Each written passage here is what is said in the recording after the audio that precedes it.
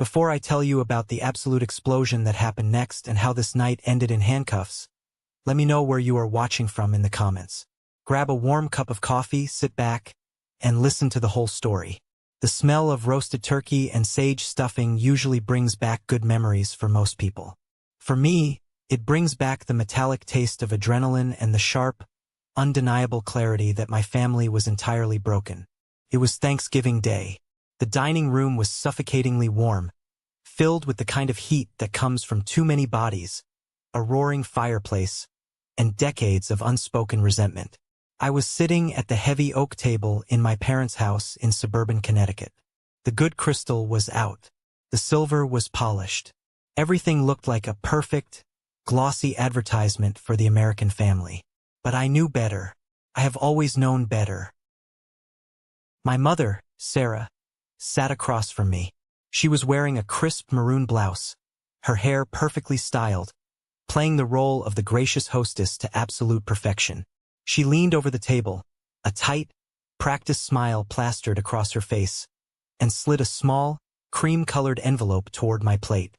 It landed next to my water glass with a soft tap. "For you, Mason," she said, her voice dripping with that artificial sweetness she always used when she wanted to make sure everyone in the room was watching her be generous. "Grandpa wanted to make sure you had a little something extra this year." I looked down at the envelope. I didn't open it immediately. I just stared at the thick paper, my jaw clenching slightly. I am 31 years old. I work as a senior cybersecurity analyst out in Denver. I spend my days hunting down digital ghosts, tracking stolen funds across international borders, and building firewalls that protect millions of dollars. I make a very good salary. I didn't need a handout, and my mother knew that. But this wasn't about money. This was about power. This was her way of reminding me of my place in the family hierarchy. To my right sat my younger brother, Matthew. Matthew was the golden child. He always had been. While I was taking out loans to pay for my degree, Matthew was driving a brand new car my parents bought him. While I was pulling all-nighters to secure a promotion at my firm, Matthew was posting photos of himself on yachts, courtesy of his wealthy fiancée, Julian, who was sitting right next to him, swirling an expensive glass of Cabernet. I picked up a silver butter knife, slid it under the flap of the envelope, and opened it. Inside was a personal check. I pulled it out. $200. It was made out to me. At the bottom right corner was my grandfather's signature. Arthur. The handwriting was shaky, the ink slightly uneven, showing the undeniable tremor of an 82-year-old man who had worked with his hands his entire life. I felt a cold knot form in my stomach. It wasn't the amount that bothered me. Grandpa Arthur was the only person in this family who ever gave a damn about me. If he wanted to give me $2, I would have framed it. What bothered me was the context. What bothered me was the smug, self-satisfied look on my mother's face, and the way Matthew was actively trying to hide a smirk behind his wine glass. They thought they had won. They thought they had pulled off the perfect crime. I looked at the head of the table. Grandpa Arthur stood there, a large carving knife in one hand, a long fork in the other. He looked older than he had the last time I saw him. His shoulders were slightly hunched, and his white hair was thin, but his eyes, those pale blue eyes that missed absolutely nothing, were sharp. He was meticulously slicing the turkey, his movements deliberate. "Thank you, Grandpa," I said. I kept my voice perfectly level. I made sure it was loud enough for the entire table to hear. "I really appreciate it. Thank you for the $200. The carving knife stopped moving. The silence that fell over the room wasn't gradual. It was instant. It was the kind of silence that sucks the oxygen right out of the air. The clinking of silverware stopped. Uncle Luke, who was mid-sentence about a golf game, snapped his mouth shut. Cousin Wyatt froze with a dinner roll halfway to his mouth. Grandpa Arthur slowly set the carving knife down on the silver platter. The metal clattered loudly against the dish. He planted both of his hands firmly on the edge of the table and leaned forward. He didn't look at my mother. He didn't look at Matthew. He looked straight down the length of the table, directly into my eyes. His brow furrowed in genuine confusion, But beneath that confusion, a dark, terrible storm was gathering. "What 200?" Grandpa asked. His voice wasn't loud, but it carried a weight that made the crystal glasses vibrate. I didn't blink. I picked up the check and held it up by the corner, making sure the numbers faced him. "The check, Grandpa. The $200 you gave Mom to give to me." My mother's chair scraped violently against the hardwood floor. "Dad, don't worry about it," she said, her voice suddenly an octave higher, tight and panicked. "Let's just eat before the food gets cold. You know how your memory gets when you skip your afternoon nap." "My memory is fine, Sarah," Grandpa barked, silencing her instantly. He didn't take his eyes off me. He took a slow, labored breath. The room was so quiet I could hear the logs crackling in the fireplace behind me. "Mason," Grandpa said, his voice dropping into a low, dangerous register. "The gift I wired you was $500,000. I watched my mother's face lose all its color. It didn't happen slowly. It was as if someone had pulled a plug at the base of her neck and drained every ounce of blood from her head. She went paper white, her mouth falling open slightly.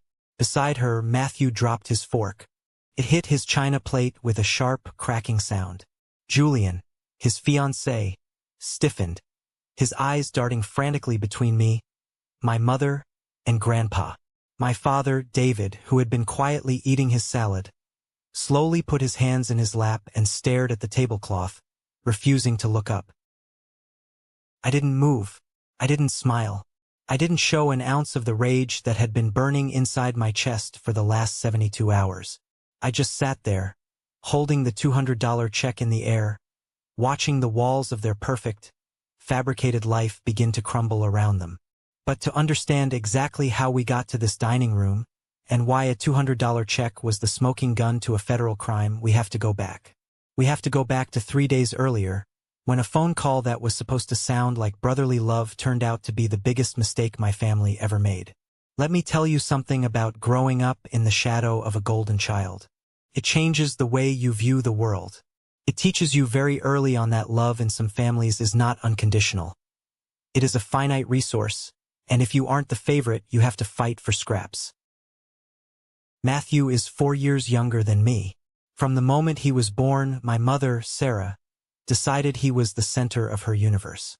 I was the quiet kid, the one who liked taking apart old computers in the garage to see how the motherboards worked. Matthew was the loud, charismatic one. He played sports. He was the lead in the school plays. He needed constant attention, and my mother was more than happy to supply it.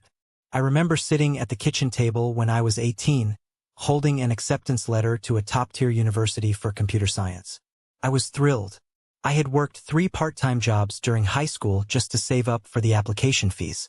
When I showed the letter to my parents, my father patted me on the back, and my mother barely looked up from her magazine.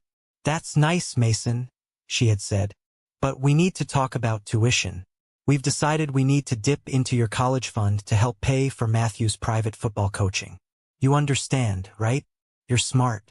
You can get loans. Matthew needs this for his future." I didn't argue. I just packed my bags, took out a mountain of student debt, and moved to Colorado. I built my life from scratch. I worked my way up the corporate ladder, moving from a junior IT guy to a senior cybersecurity analyst. I made a name for myself. I bought my own house. I built a life that had absolutely nothing to do with them.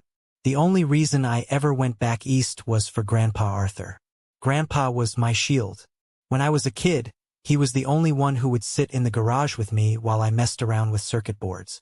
He was a retired structural engineer, a man who believed in hard work, logic, and building things that lasted. He saw through my mother's blatant favoritism, and he hated it. "You keep building, Mason," he used to tell me, his heavy, calloused hand resting on my shoulder. "Let them have the spotlight. The spotlight burns out. A solid foundation stands forever." When my grandmother passed away 5 years ago, the funeral was a nightmare. My mother spent the entire time treating the wake like a social networking event, making sure everyone saw how devastated she was. It was Grandpa and I who stood quietly by the casket. After the funeral, Grandpa pulled me aside. He told me he was setting up a joint bank account in both our names. "I'm putting some money in there," he had said, his voice thick with grief. "It's your cushion. If you ever need to buy a house or start a business, or if you just need a safety net, it's ours. Nobody else touches it. Not your mother, not your father, and certainly not Matthew." I had promised him I wouldn't touch it unless it was an absolute emergency. For 5 years, I kept that promise. I monitored the account out of habit, mostly just to make sure the bank wasn't charging weird maintenance fees, but the balance always hovered around $5,000. It was a comforting thought knowing it was there. Until 3 days before Thanksgiving. It was a Monday evening. I was sitting in my home office in Denver, watching the snow fall outside my window, wrapping up a forensic audit for a corporate client. My phone buzzed on the desk. The caller ID flashed Matthew's name. I stared at it for a long moment. Matthew and I didn't talk. We didn't text. The only time he ever reached out was when he needed something, usually tech support for a laptop he spilled a protein shake on. I almost sent it to voicemail, but the holidays were coming up, and a small, stupid part of me thought maybe he was calling to coordinate travel plans from the airport. I picked it up. "Hello. Hey, Mason. Big bro. How's the frozen tundra?" Matthew's voice was too loud, too cheerful. It had that forced, artificial cadence of a salesman trying to hit a quota. "It's fine, Matthew. What do you need?" I asked, skipping the pleasantries. "Wow, straight to business. I like it," he chuckled, though it sounded nervous. "Listen, I was actually calling about Thanksgiving this Thursday.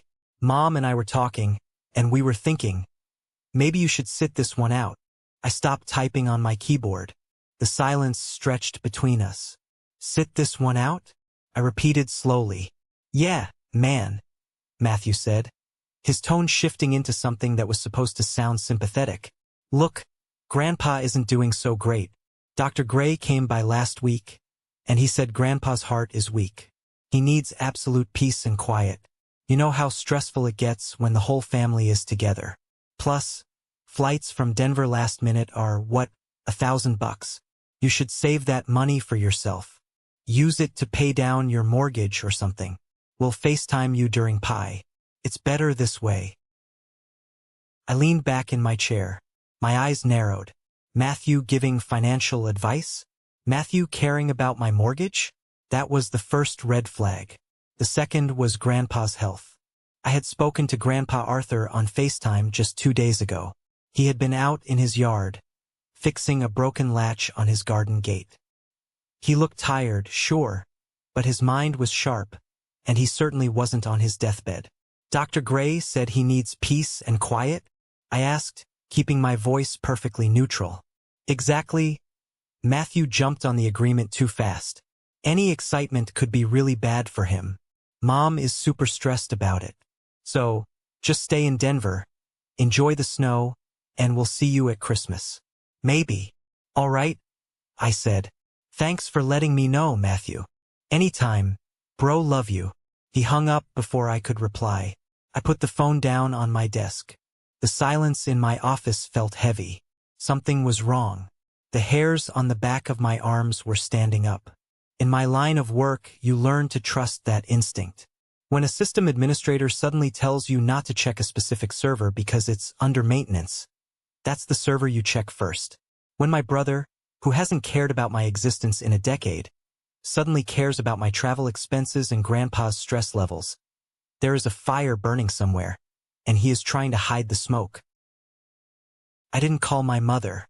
I didn't call Grandpa. Instead, I pulled up a new tab on my secure browser. I logged into my banking portal. I navigated to the joint account I shared with Grandpa Arthur.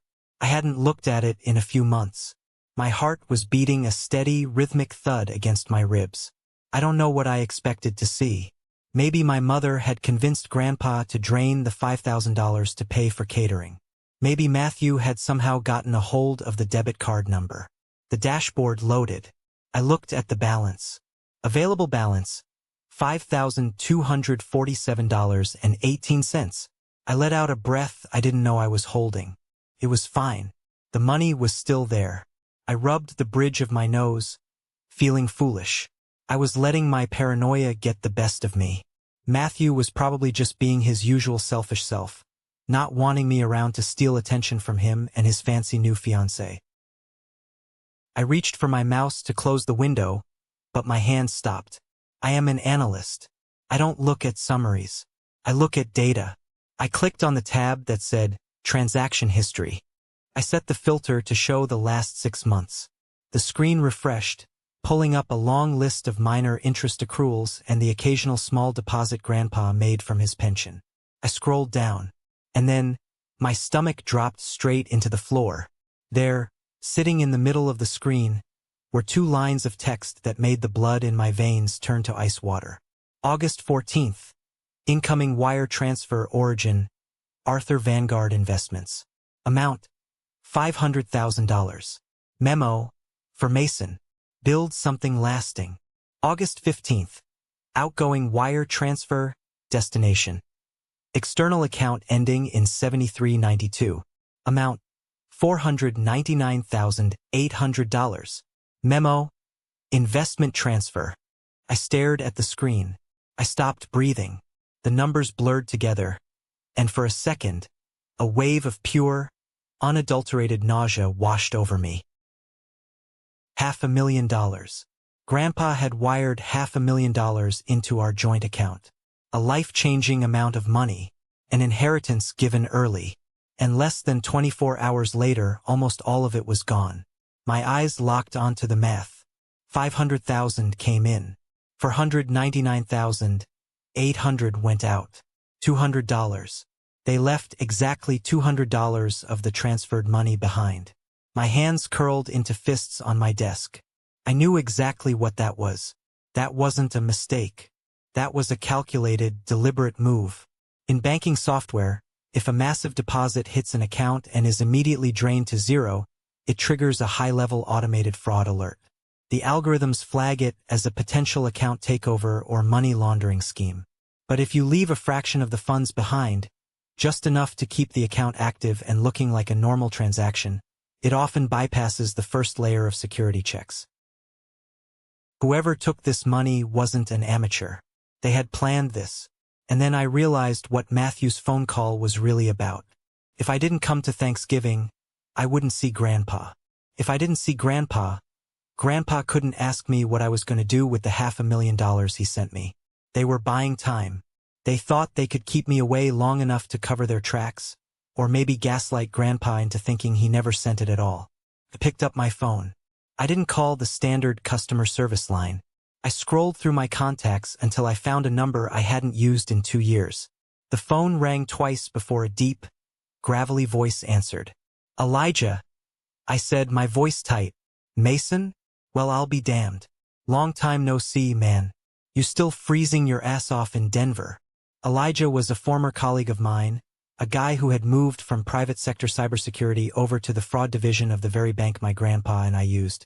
He was brilliant, ruthless, and owed me a massive favor for helping him untangle a ransomware attack back in 2021. I need a favor, Eli. A big one. And it needs to be off the books for about 10 minutes.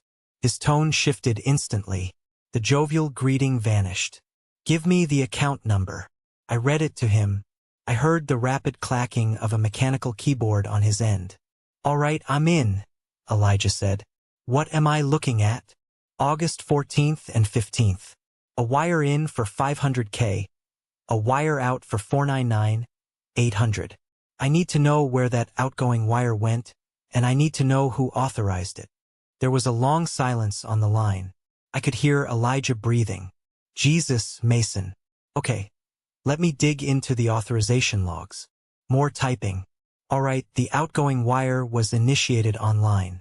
IP address traces back to a residential ISP in Stamford, Connecticut, my parents' town. Who authorized it? I demanded. The account requires dual signatures for transfers over $50,000. Hold on, Elijah muttered, checking the document repository. Yeah, here it is. The dual signature requirement was overridden. Someone uploaded a power of attorney form on August 10th. It grants full financial control of your grandfather's assets to a primary beneficiary. Who? I asked, though I already knew the answer. Sarah Graves. Your mother. The words hit me like a physical blow. My own mother. I felt a surge of violent anger clawing its way up my throat. She doesn't have a power of attorney, I growled. Grandpa is perfectly lucid. He would never sign that. I'm looking at the document right now, Mason. It's notarized. It has your grandfather's signature. And, wait, it has your signature on it, too. You signed away your rights to the joint account. I stood up from my desk so fast my chair crashed into the wall behind me. I never signed anything, Elijah. Pull the PDF. Send it to my encrypted email right now. Sending, he said. Mason, if this is what it looks like, this is a federal felony. Wire fraud, elder abuse, forgery. You need to call the authorities. Not yet, I said coldly. Where did the money go, Eli? What's the destination account? The receiving account ending in 7392. Elijah read off the screen. It's a corporate account registered in Delaware. The entity name is Golden Years LLC. Thank you, Eli. I owe you. I hung up. My email pinged. I opened the encrypted file Elijah sent me. It was a scanned copy of a legal document. Durable power of attorney for financial management. It looked incredibly official. There were stamps, legal jargon, and a notary seal from some strip mall office in Stanford. I scrolled down to the last page. There were the signatures. My grandfather's signature was there, and it looked authentic enough to pass a casual glance. But then I looked at mine. Mason Graves. It was good. It was terrifyingly good. The slant of the M, the heavy pressure on the downstroke of the G. It looked exactly like the signature I used on my driver's license. Whoever forged this had practiced. They had spent hours tracing it, perfecting the speed and the loops so it wouldn't look like a slow, shaky imitation. But my mother, in all her arrogance, didn't know everything about me. Years ago, when I started working in cybersecurity, handling sensitive contracts and non-disclosure agreements, a mentor taught me a trick. He told me to build a trap door into my signature. Something microscopic that a forger wouldn't notice, but that I could use in court to prove a document was fake. Every time I sign a legally binding document, I do not connect the bottom loop of the S in Graves to the E, and, right below the final S, I tap the pen once, leaving a tiny, barely visible dot of ink. I zoomed in on the PDF on my massive monitor. I zoomed in until the pixels started to blur. The S was perfectly connected to the E, and there was no dot. I leaned heavily on my desk, burying my face in my hands. The betrayal was so absolute, so profoundly disgusting, that it transcended anger. My mother had sat at her dining room table, probably drinking her expensive wine, and meticulously practiced stealing my name. She had forged my identity to rob an 82-year-old man who trusted her. She had gutted my grandfather's life savings so she could play the wealthy socialite. At that moment, any lingering shred of familial obligation evaporated. I didn't have a mother anymore. I didn't have a brother. I had two targets, and I was going to systematically destroy them. I didn't sleep that night.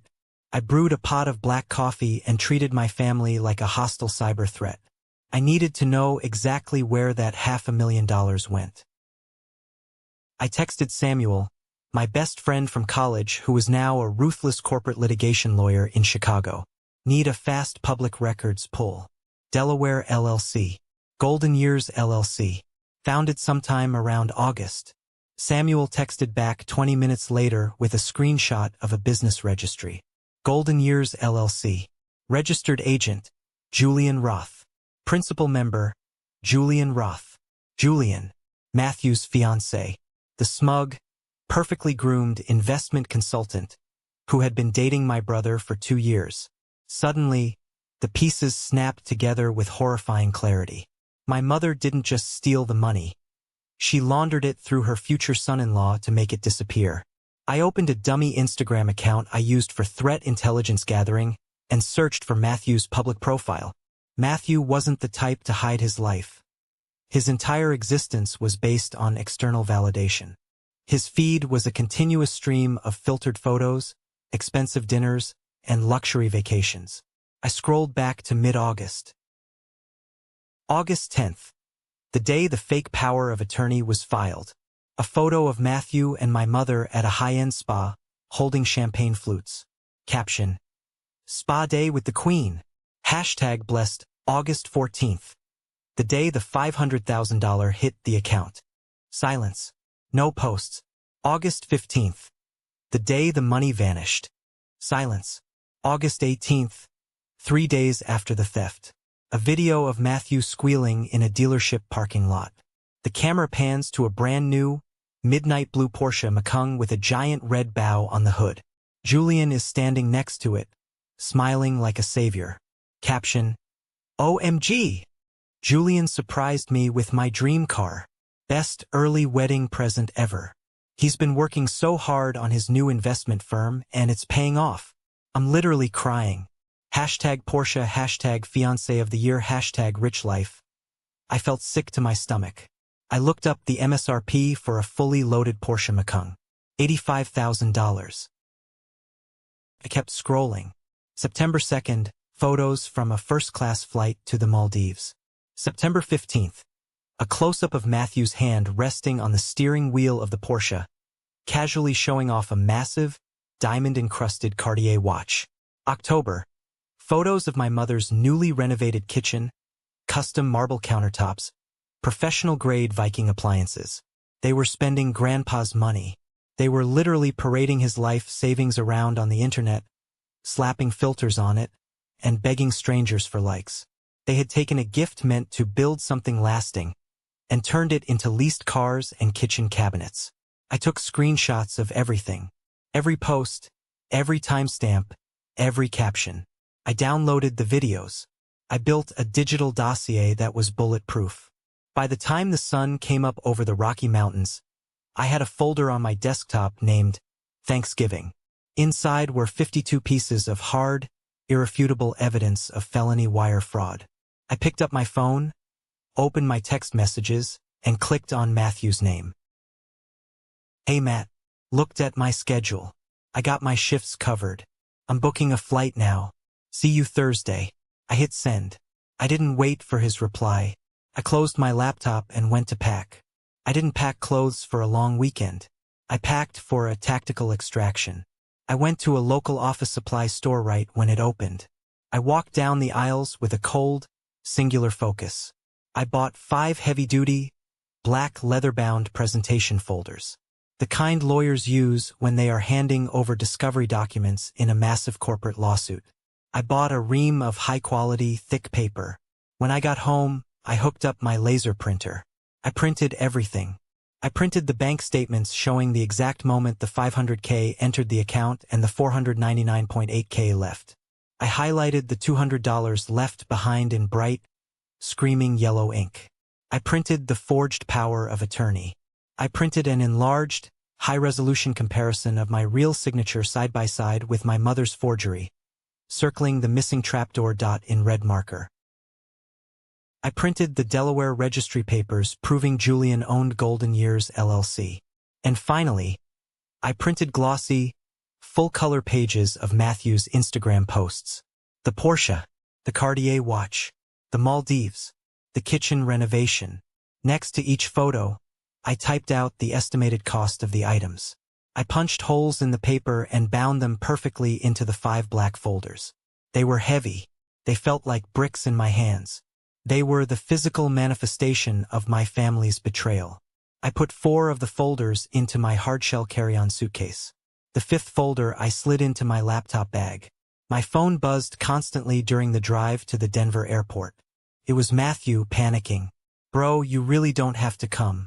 Seriously, Mom is freaking out about the cooking. We don't have enough food.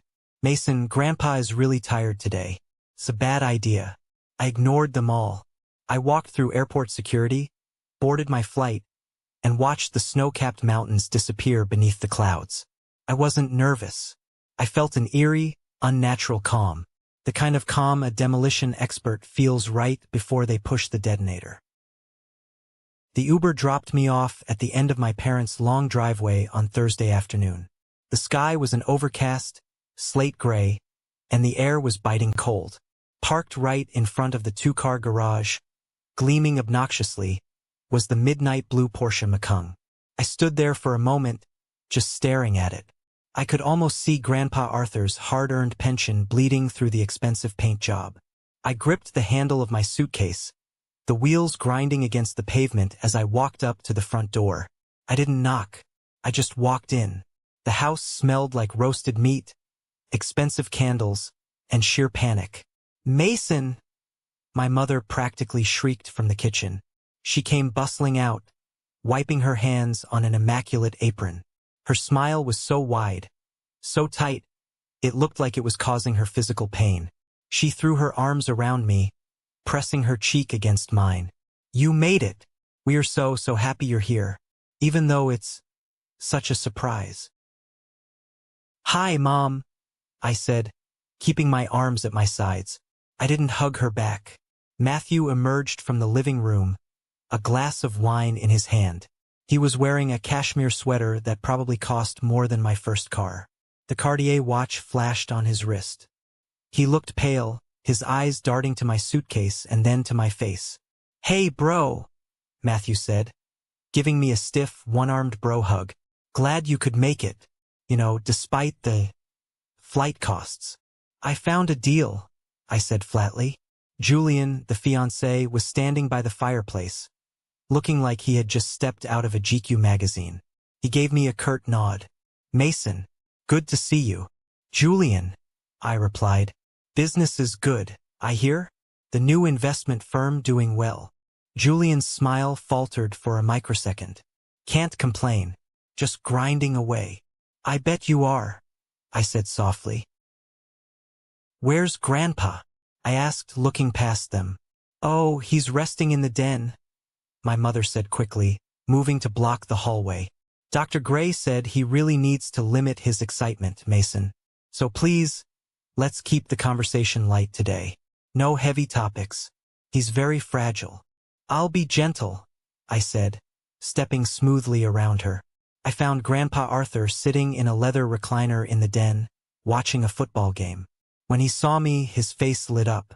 It was the only genuine smile I had seen in this house in years. He struggled to stand, but I rushed over and hugged him gently. He felt frail, his bones sharp against my arms, but his grip was strong. "Mason," he said, patting my back. "I didn't think you were coming. Matthew told me you had to work." I pulled back and looked at him. "I wouldn't miss it, Grandpa. Not this year." For the next 2 hours, I played their game. I sat in the living room, sipping water, watching the performance. I watched my mother brag to Uncle Luke about the new kitchen countertops, claiming she saved up for years to afford the marble. I watched Matthew show off his watch to Cousin Wyatt, spinning a lie about how Julian bought it for him as a reward for closing a big deal. Every word out of their mouths was a lie paid for by the old man sitting quietly in the corner. I kept my briefcase right next to my feet. I waited. I waited until the food was on the table. I waited until everyone was seated, trapped in their chairs by social convention. I waited until my mother handed me that envelope with the $200 check. And then I pulled the pin. Let's go back to that dining room table. The air was so thick you could cut it with the silver carving knife sitting next to the roasted turkey. My grandfather had just dropped the bomb that shattered the perfect illusion. "The gift I wired you was $500,000. The silence that followed wasn't just quiet. It was a physical weight pressing down on the room. I watched my mother, Sarah. I watched her brain misfire as it tried to process the fact that her perfect crime was unraveling in real time. She sat completely frozen for 3 agonizing seconds. Her eyes darted wildly around the room, looking at the crystal glasses, the mashed potatoes, the faces of our extended family, looking for any possible way out of the trap. She tried to force a laugh, came out sounding like a dry, desperate heave. "Dad, you are confused," she said, her voice shaking so badly it vibrated. She reached out and patted the air in his direction. "You didn't wire $500,000 to anyone. Your medication is making your memory fuzzy again. Remember what Dr. Gray warned us about? He said the blood pressure pills might cause these little episodes. I felt a surge of pure, unadulterated disgust burn the back of my throat. She was gaslighting him right in front of the entire family. She was actively using his age and his health as a weapon against him to cover up her felony. She was willing to let everyone at this table think this proud, brilliant man was losing his mind, just to protect her stolen wealth. I am not confused, Sarah, Grandpa said. He leaned heavily on the edge of the heavy oak table, his knuckles turning white. His voice was like grinding stones. I went to the bank. I sat with the teller. I authorized the transfer. I wanted Mason to have his inheritance early so I could watch him build his life while I am still here to see it. Where is the money? My mother opened her mouth to spin another lie, but I didn't let her. I stood up. My chair scraped loudly against the hardwood floor. I reached down to the floor and picked up my heavy leather briefcase. I hoisted it up and set it directly on the dining room table, right next to the gravy boat. I popped the brass latches. The sharp click-clack echoed loudly in the silent room. I reached inside and pulled out the 5 thick, black leather-bound presentation folders. They were heavy, filled with high-gloss paper and undeniable facts. I slid the first one down the polished wood of the table directly to Grandpa Arthur. I handed the second one to Uncle Luke, who was staring at me with his mouth slightly open. I tossed the third one right in front of my father, David. I kept one for myself and I left the last one sitting in the center of the table. Open them, I said. Nobody moved. They just stared at the black covers like they were explosive devices. I said, open them. I repeated, my voice dropping an octave. Uncle Luke hesitated, his hands trembling slightly, then flipped open the heavy black cover. Grandpa put on his wire-rimmed reading glasses and opened his copy. Turn to page 1, I instructed. My voice was completely flat. I wasn't yelling. I didn't need to yell. The truth was loud enough to deafen them. Page 1 is a certified, stamped bank statement from the joint account Grandpa and I share. Look at the date, August 14th. You will see an incoming wire transfer of exactly $500,000. Grandpa traced the line on the paper with his thick, wrinkled finger. Yes, he whispered, his voice catching slightly. That is my transfer. That is my life savings. Now look at the very next line, I said. I stepped away from my chair and began slowly walking around the perimeter of the table, pacing like a prosecutor in a courtroom. August 15th. Less than 24 hours later. An outgoing wire transfer of $499,800. Leaving exactly $200 behind in the account. The exact amount of the check Mom just smiled and handed to me 5 minutes ago. Uncle Luke gasped loudly. He looked up at my mother, his eyes wide with absolute horror. Sarah, what is this? What did you do? It is a lie, my mother shrieked. She stood up so fast her chair tipped over backward and crashed violently to the floor. She pointed a shaking finger at me. Mason works with computers. He faked these documents. He printed these out in his basement. He is trying to steal your money, Dad. And he is framing me because he has always been jealous of Matthew. I didn't even look at her. I ignored her completely. Turn to page 2. I heard the heavy rustle of thick paper as Uncle Luke, Grandpa, and now my father turned the page. Page 2 is a durable power of attorney document, I explained, stopping behind my empty chair. It was filed with the bank on August 10th. It grants Sarah Graves full, unrestricted control over Grandpa's financial assets. It has Grandpa's signature at the bottom. And right next to it, it has my signature, supposedly waiving all my legal rights to the joint account. I never signed this, Grandpa whispered. A tear slipped down his weathered cheek, landing on the paper. I never gave her control. I would never do that. I know you didn't, Grandpa, I said softly, looking at him. Then my eyes hardened as I looked across the table. And neither did I. Everyone, look closely at the red circle I drew on that page. Look at my signature. I handle highly classified corporate contracts for my salary. When I sign my name on anything legally binding, I leave a microscopic dot of ink right under the last letter. It is a security habit I learned years ago to prevent exactly this. The signature on that paper is a masterful, perfect forgery. But it is missing the dot. Mom practiced tracing my name for hours, but she missed the security trap. Matthew was hyperventilating now. He gripped the edge of the table, his knuckles turning stark white, his chest heaving. "Mom!" he gasped, sounding like a terrified child. "Mom! Tell them it isn't true. Mom! Do something. Fix this." "Turn to page 3, I commanded, my voice cutting through Matthew's panic like a blade.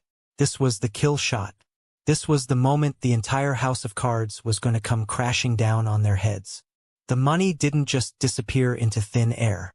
It was wired to a corporate account registered in Delaware under the name Golden Years LLC. I said. I stopped walking and stood directly behind Julian, Matthew's perfectly groomed, wealthy fiancé. Julian was sitting rigidly in his chair, staring straight ahead, a bead of sweat forming at his hairline. Page 3 is the official state registry for Golden Years LLC.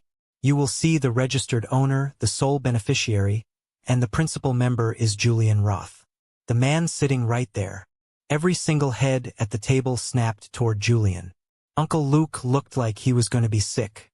Julian's fake, expensive spray tan suddenly looked like a sickly, ashen shade of gray. "Julian." Matthew's voice cracked. He reached out to touch Julian's arm. "Julian, what is he talking about? Tell them he's lying." "Turn to page 4, I said, my voice rising just enough to maintain total control of the room. "Let's look at where Grandpa's life savings actually went." "You hacked my phone," Matthew screamed, tears streaming down his face, ruining his perfectly styled hair. "You violated my privacy. You can't use that. You posted it publicly on the internet, you absolute idiot." I shot back, the anger finally bleeding into my voice. "You stole $500,000 from your own grandfather, and you bragged about it to thousands of strangers online. It was an investment," my mother cried out. She was completely cornered, her chest heaving, her eyes wild. The lies were unraveling faster than her brain could spin them. Julian was going to invest it for us. We were going to double the money and give it back to Dad. We were trying to help the family grow our wealth. "Dad, please, you have to believe me. Julian doesn't have an investment firm," I stated clearly, driving the final nail into the coffin. "My lawyer pulled his licensing records yesterday afternoon. Julian is a mid-level sales rep who is drowning in $90,000 of credit card debt. Golden Years LLC is a shell company, produces nothing, sells nothing. It was created solely to launder stolen money across state lines." Julian stood up abruptly. His chair scraped violently against the floor, almost tipping over. He didn't look at Matthew.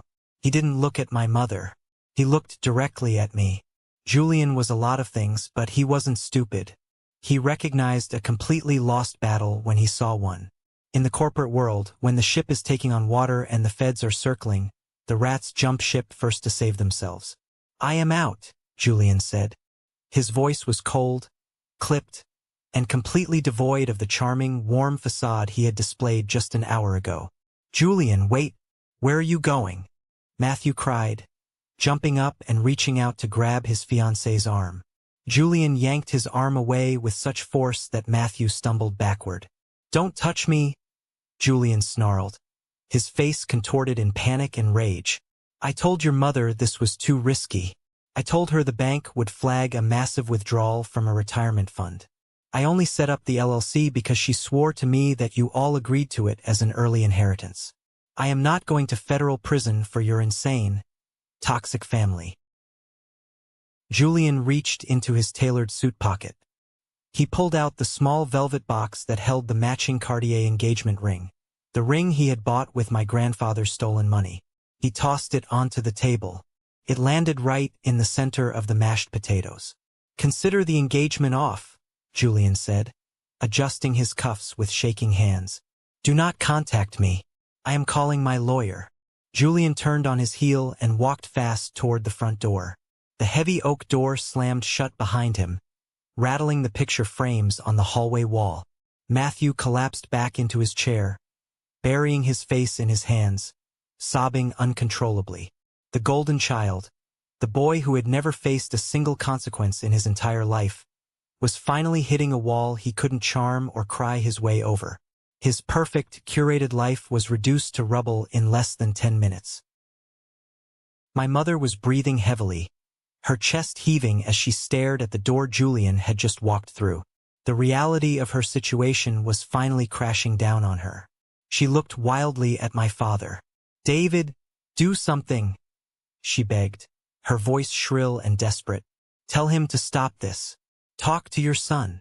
My father, who had been dead silent this entire time, staring at the black folder in front of him, finally looked up from his untouched plate.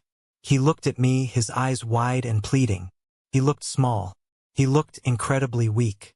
"Mason, please," my father said softly, his voice trembling. "Put the folders away. Let's just sit down. Your mother made a terrible, terrible mistake. She let her desire to provide for Matthew get completely out of hand. But we are family. We can fix this without tearing each other apart. We can sell the Porsche. We can stop the kitchen renovations and get a refund on the materials. We will pay Grandpa back every single cent over time. Just please, Mason, do not do this. Do not destroy this family." I stared at the man who had raised me. I felt a cold, hard knot form in the dead center of my chest.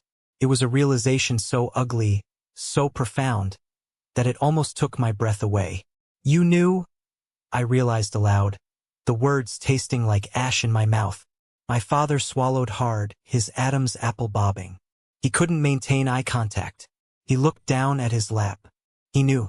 He sat in this house every single day, eating meals prepared in a kitchen paid for by stolen money, watching his youngest son drive a stolen luxury car, and he did absolutely nothing. He let his wife forge my signature. He let his wife rob his own 82-year-old father-in-law because he was too much of a coward to stand up to her. He preferred the peace of a quiet house over the integrity of his own soul. "You are just as guilty as she is," I said, my voice filled with a quiet, terrifying disgust. "You watched them steal Grandpa's security, you watched them steal my name, and you let it happen. You are an accomplice. You don't have a son named Mason anymore. Lose my number." I turned my attention away from the pathetic man I used to call my father and looked back to the head of the table. Grandpa Arthur was standing tall. The slight hunch in his shoulders, the frailty I had seen earlier, was completely gone. He looked like the structural engineer he used to be. A man made of steel, concrete, and unyielding mathematics, inspecting a bridge that had catastrophically failed due to cheap materials. He looked at my mother. "Sarah," Grandpa said. His voice was terrifyingly calm, devoid of any warmth or paternal affection. "Pack your things. You and the boy have exactly 2 hours to get your belongings out of my house." "Dad, no. Please," she begged, falling to her knees on the hardwood floor, tears ruining her perfect makeup. "This is my home. Where are we supposed to go?" "I pay the mortgage," Grandpa reminded her coldly, looking down at her like she was a stranger asking for spare change. "I bought this house. I let you live here rent-free so you could save money for your future. Clearly, you used that opportunity to plot how to rob me blind.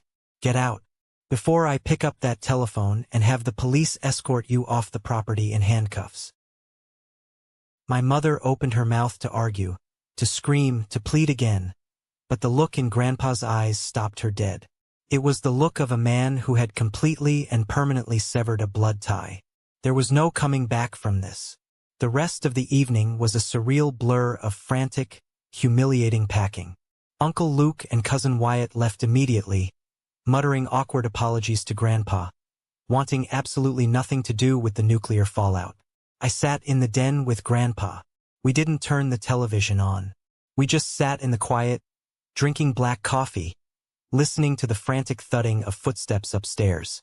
We listened to the sounds of my mother and brother dragging heavy suitcases down the wooden stairs, sobbing and arguing with each other. My father quietly, pathetically helped them load the bags into the trunk of his sedan. They didn't come into the den to say goodbye. They didn't offer a final apology.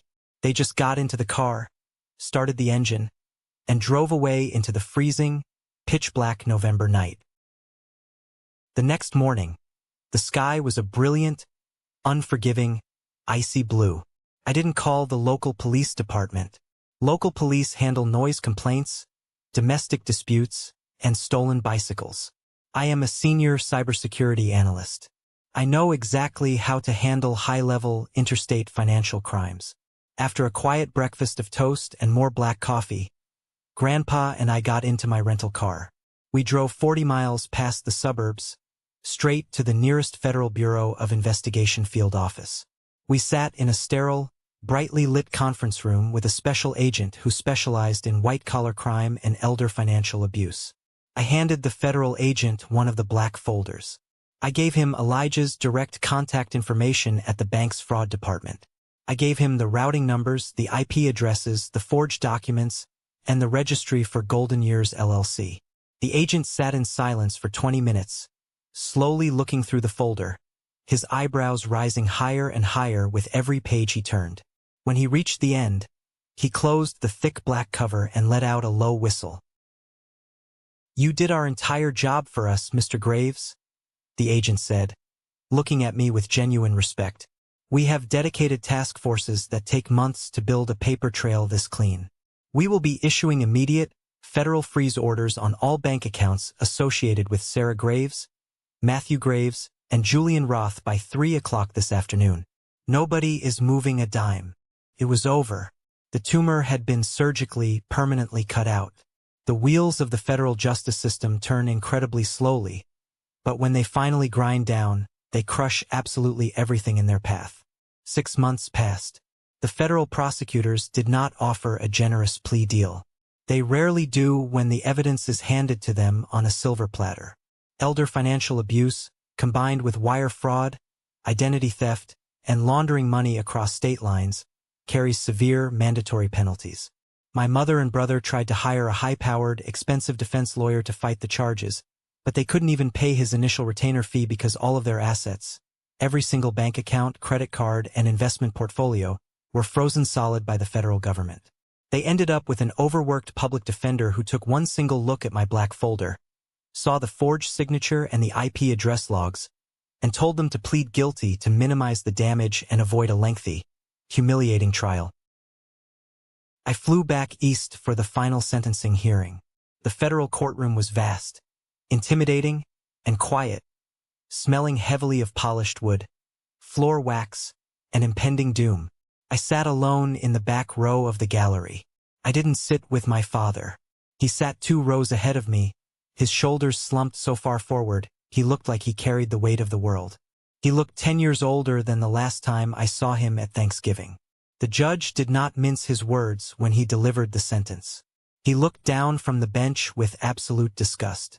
He called their actions a predatory, highly calculated betrayal of the most sacred familial trust, driven by nothing but vanity and grotesque greed. Sarah Graves, my mother, received 18 months in a federal correctional facility, followed by 3 years of supervised probation and mandatory restitution. Matthew Graves, the golden child who could do no wrong, received 12 months. I watched the federal bailiff step forward, ask them to stand, and place them in handcuffs. I watched them be led away through the side door. My mother looked back at me over her shoulder one last time, her eyes filled with a toxic, swirling mixture of anger, blame, and disbelief. Matthew was just crying silently, his shoulders shaking in his cheap suit. I didn't feel a shred of pity. I didn't feel sad. I didn't feel the urge to cry. I just felt an overwhelming, incredible sense of relief. The heavy, suffocating weight I had carried since childhood, the constant feeling of not being good enough, the manipulation, the favoritism was finally permanently gone. The financial fallout was absolute and devastating for them. The midnight blue Porsche Macan was seized by federal marshals and sold at a government auction. The custom marble kitchen was torn out by angry contractors who slapped a mechanic's lien on my father's house because my mother's checks had all bounced. Julian managed to avoid serving hard prison time by immediately turning state's evidence. He flipped on my mother the second the FBI knocked on his door, handing over all emails and text messages proving she was the mastermind behind funding the LLC. He walked away with a massive, crippling federal fine, 5 years of probation, and a completely ruined career in the finance sector. No reputable firm would ever hire him to manage money again. As for Grandpa Arthur, he didn't want to stay in Connecticut anymore. The large house held far too many dark, painful memories of the daughter who tried to ruin him. 3 weeks after the sentencing hearing, I flew out, rented a moving truck, and helped him pack up the things that mattered. We left the heavy furniture behind. We drove across the country together, taking our time, stopping at roadside diners, drinking bad coffee, and looking at the vastness of the mountains as we crossed into Colorado. He moved into the large guest bedroom of my house in Denver. It took a few months for his 82-year-old lungs to adjust to the high altitude, but soon enough, he was out in my backyard, wearing his old work gloves, building a massive, beautiful cedar deck with his own 2 hands. We fell into a quiet, incredibly comfortable routine. We drank coffee on the back porch in the crisp mornings. We watched baseball games in the evenings. For the very first time in my entire life, I had a family environment that felt genuinely safe. There was no walking on eggshells. There was no competing for affection. One evening in late spring, while we were sitting on that brand new cedar deck, watching the sun dip behind the Rockies, Grandpa reached into his jacket pocket and handed me a thick manila envelope. I opened it carefully. Inside were legal documents, heavily stamped and notarized, prepared by my friend Samuel, the corporate lawyer in Chicago. It was a completely new trust fund. I recovered most of the money, Grandpa said quietly, staring out at the mountains catching the pink and orange sunset. The FBI seized the LLC assets, liquidated what they could from Julian and your mother, and returned it. It is all sitting in this new trust. It requires dual authorization for any withdrawal, managed independently by Samuel's law firm, and it is entirely legally in your name. I looked down at the dense legal paperwork, seeing the numbers printed on the page. Grandpa, you don't have to do this. I told you I make a very good salary. I don't need the money to survive. Grandpa reached over and placed his heavy, calloused hand firmly over mine. I know you don't need it to survive, Mason, he said, his pale blue eyes locking onto mine. That is exactly why I want you to have it. You protect what matters. You built a solid foundation when no one else was helping you. Family is not about shared blood.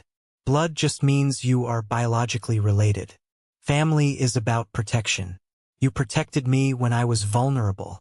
Now, I want you to use this to protect your future. Consider it your ultimate promotion.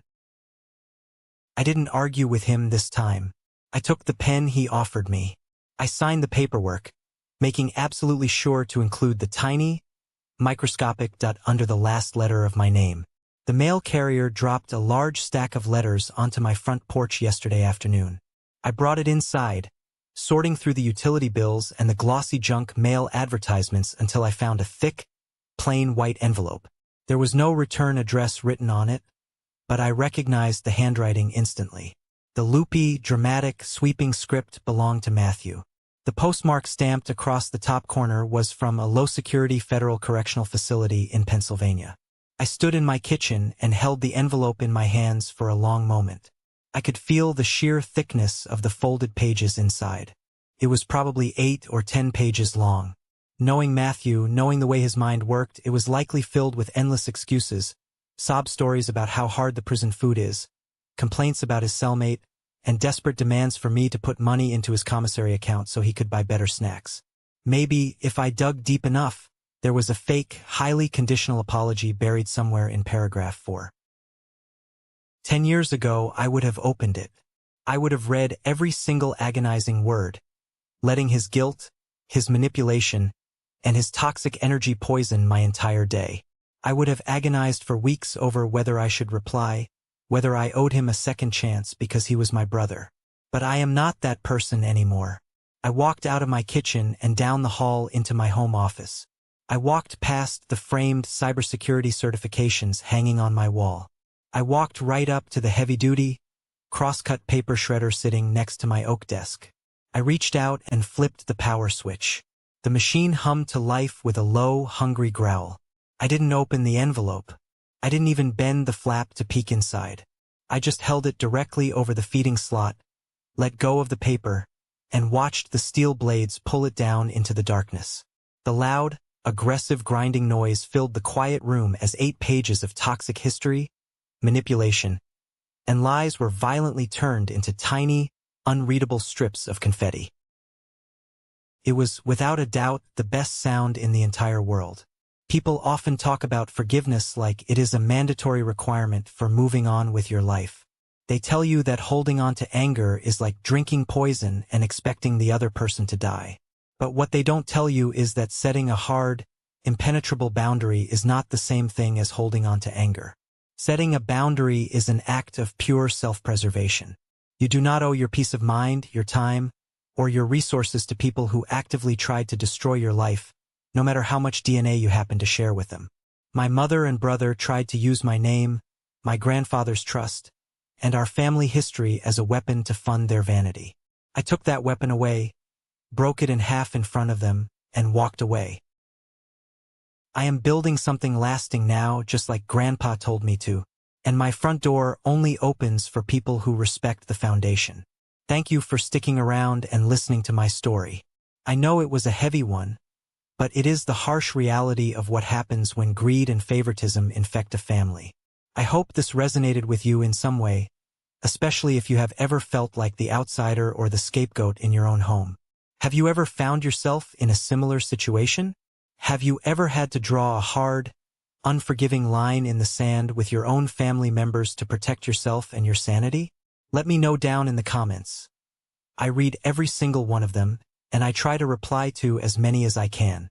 If you made it all the way to this exact moment, hearing the shredder destroy that letter, you are part of the true core of this channel. You are part of the 1% club. Prove it to me by commenting the letter W for winner down below. It is our secret handshake, letting me know you are one of the amazing, strong people who stayed until the very end. Please hit that like button if you support the way I handled things, and make sure to follow and subscribe so we can keep sharing these incredible journeys together. Until next time, stay safe, trust your gut, and always protect your peace.